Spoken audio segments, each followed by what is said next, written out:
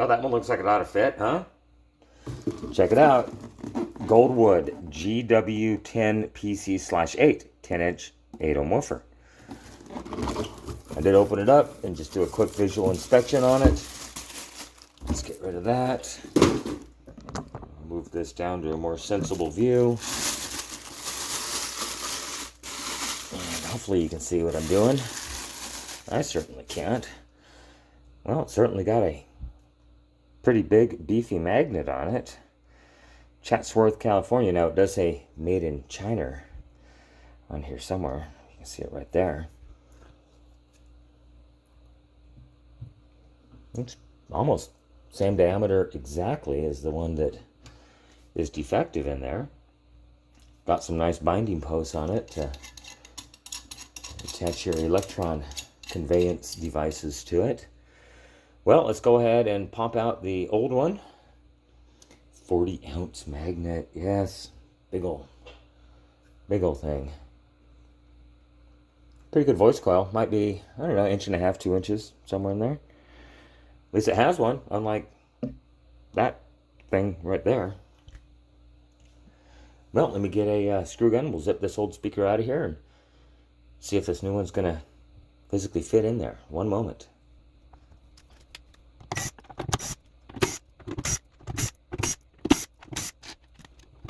Alright, so I just want to set this down first. Yeah, there's a little bit of side to side, but I think if we center it up, I think we'll be okay. Ooh, got some bass now. Wow. That thing, it's gonna thunk. So I think I'll try to find the exact center of this and maybe mark these holes. And like I stated on the first video, instead of going straight down with the screws, I might try to go in at a slight diagonal angle just to grab a little bit more meat because of the size difference here. But I think it's going to work out just fine. One moment. Well, I went ahead and I marked where all the new holes are going to be, and then I drilled a small pilot hole with about a 1/16 inch drill bit, and then at an angle, obviously. So every one of these is drilled at an angle. And so I've got probably, whoops, about a 1/2 inch of meat. That's not the original bit that I used. I'm at one size larger. But every one of these is canted at an angle. So I've got a good 1/2 inch of meat on the back side of this. So I think we're going to be okay. So I'm going to hook up the wires and drop this thing in and see what happens. One moment. Okay, wires are connected. They did give us the good binding posts that don't actually cut the wires off. They have a recess in them to just squish the wires flat. So they're on there. They're torqued up pretty good. So I'm just going to flip this guy over.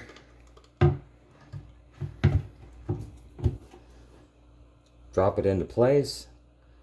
And then we'll get some screws started here. And hopefully I don't poke a hole in this thingy. I'm going to drive these by hand just to be safe. I'll get them all started and then I'll cinch them down.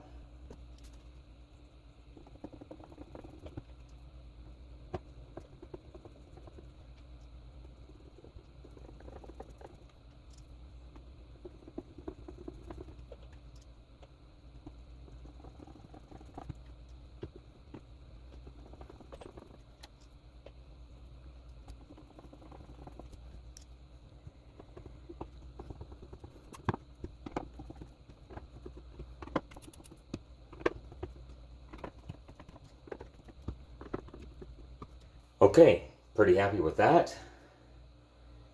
Well, I guess I'll stand it up, get the receiver connected to it, and see what it sounds like. One moment. So I thought we'd do the ohm test again. So let's see if I can finagle this one-handed.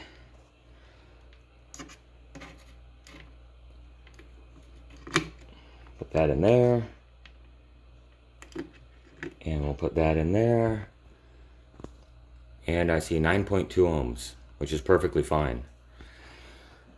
So get that receiver connected like I said, fire this thing up, see what it sounds like. One moment. I got somebody staring at me wondering what is going on here. So, got my vintage Kenwood KR4070 receiver hooked up again, and I thought I'd bring out the audio generator. I have it set to 20 hertz right now. I've got 20 dB of attenuation. I've got it connected to both the left and the right, but I'm only using the right, so we'll put the balance on the right.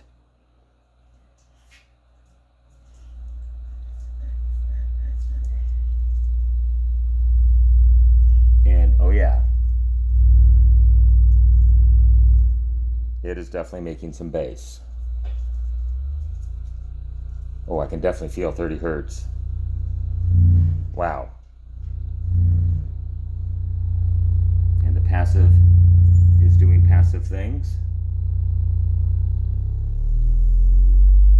Wow. Okay, well this thing, it's got some bass. So I'm going to disconnect the signal generator and reconnect an audio source and just play music through it and see what it sounds like. One moment. All right, MP3 player is connected. Let's hit play.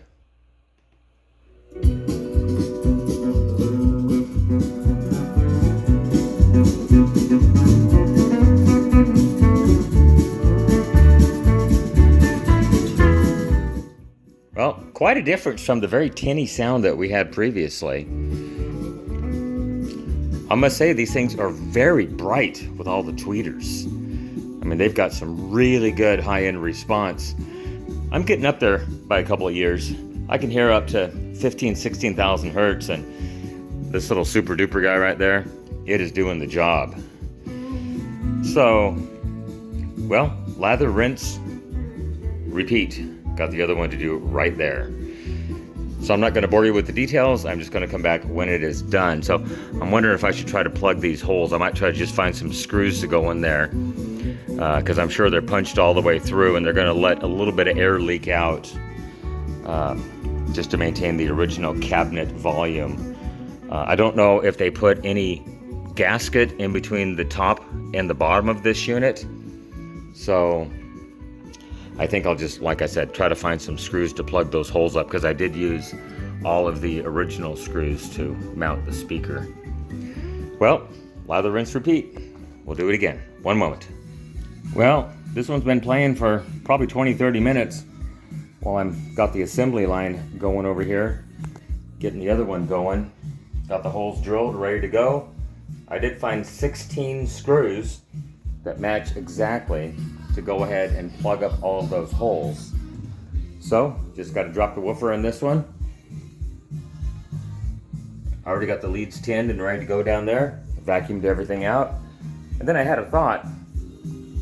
I could have taken these old ones to work and cut these off and then put them in the milling machine and milled them flat, and then drilled, most likely, drilled and tapped 8 holes all the way around it, mounted the new speakers in the old baskets, and that probably would have been just fine. But I do think this is going to work out just as good. Well, I got them both done. They actually sound pretty doggone good for the age, obviously. I mean, I mentioned previously, these things are bright. They have an extremely good high frequency response. But, well, how could you not with all those tweeties, you know? Had it up just a minute ago. It's shaking the air conditioner register up here. So, definitely making some bass. We'll give her a good try outside tomorrow and see what it sounds like as I return them back to the customer, or I should say as the customer returns to pick them up. Anyhow, in the previous video I did talk about pulling the crossover and checking the caps. I did check all the caps in both crossovers, and they're all, I think the highest ESR I had was 0.5 ohm on one of the very small, like one of the ones that went up to the super duper tweeter up here. And according to, get this out of here, according to the print for the 5000, as you remember, this is a 9000. These are the 5000s. It's a 1 microfarad cap. So 0.5 ohm ESR on a 1 microfarad cap is extremely good in my book, at least. But yeah, working great. Everything works perfectly. I don't know what the deal was with the tweeter on one of these, when I thought one of them was not working, but all 4 tweeters and the super duper tweeter are working great. Well, a couple of big old thud squawkers saved from the recycle bin. Everyone have a great day. You can follow me on social media, Facebook, Instagram, Twitter, or X at NorCal715. You can email me, NorCal715videos@gmail.com. Still, as of now, it's the 1st of July, 2025. Just leave me a comment in one of the videos if you want to contact me. That is the best way to reach me. Well, remember, with your help, we can try to get these things out of the landfill, out of the recycle bin, and out of the e-waste facility. Everyone, thank you for making it to the end of this video on the Kenwood Digital LS-P9000D. I really, really appreciate it. Everyone have a great day. Thanks for watching. Bye-bye.